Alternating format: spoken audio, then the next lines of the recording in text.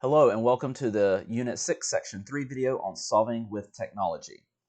So in this section we're going to be talking about how you use a TI-84 Plus and Desmos to graph and solve a system of linear equations. Now using Desmos is a little bit easier than using a TI-84 Plus, but I do want to make sure I go over how to use your graphing calculator to do this because the TI-84 Plus is what you're going to have available to you on quizzes and tests. You will not have Desmos to use on quizzes and tests. However, you will have something like Desmos to use for your district common assessment. So it's good to know how to do both ways, and I'm going to go over that here. So we'll start by solving it with a TI-84 Plus. We'll go ahead and do the more difficult one first. And it's only more difficult because you have to rearrange your linear equations in slope-intercept form, y equals mx plus b. So let's go through this example and let's see what it is like to do a TI-84 Plus with solving this system of equations. So the first thing you're going to do is press y equals, and I encourage you to follow along on your TI-84 Plus while we do this example. Press y equals on your TI-84 Plus and enter the first equation. And you can pause this video as you need to make sure you do those steps. Next, you're going to arrow down and enter the second equation. So once you complete this step, your y equals screen should look like this. You have x plus 3 in the first y equals, and then you have negative 2x minus 3 in the second y equals. Now, I will make a note here. When you do negative 2x, that negative in front is not your minus sign. That is the negative sign. That's the button that is toward the bottom of your calculator that's got the parentheses around the negative sign. Okay? Not your minus button. You use the minus button before the 3 there. So you use the negative button, you put in 2x, and then you use the minus button, and then you put in your 3.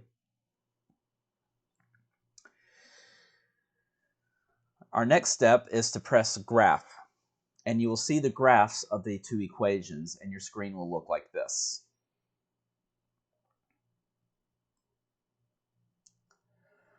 Once you have your graphs on the screen, you're going to press trace.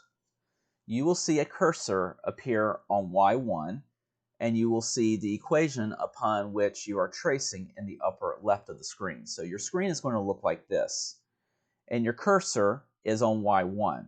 So it is along x plus 3. You see that in the upper left of your screen. And the coordinate that you're at on that line is displayed at the bottom. You've got x equals 0 and y equals 3. So you are currently at the y-intercept.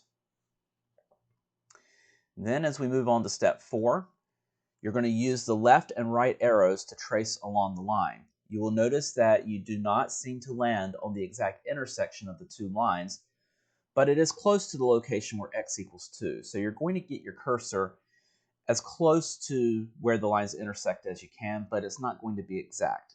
But you notice that x equals about negative 1.91. You're going to be somewhere in that neighborhood. That's close to negative 2.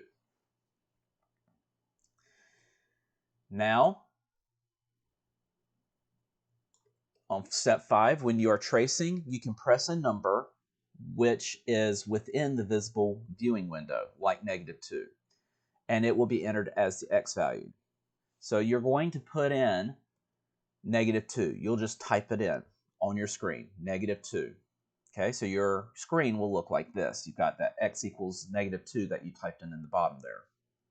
Then when you press enter, you will get the y value that goes with that negative 2. So you have negative 2 for your x and then 1 for your y. You see that displayed on the bottom.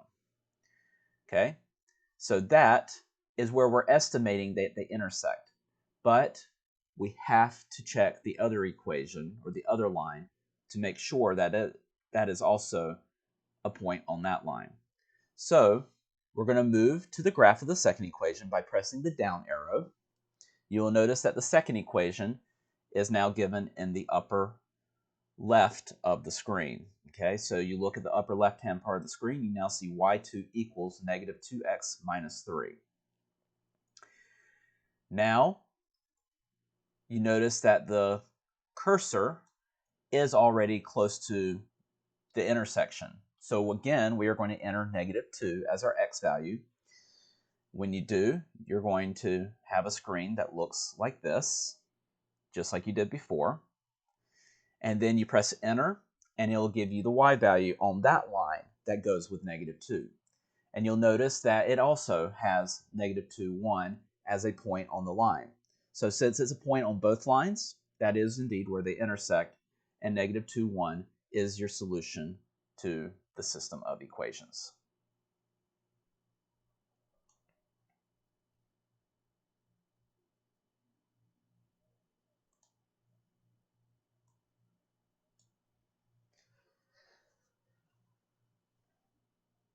Now let's talk about solving a linear system of equations using Desmos.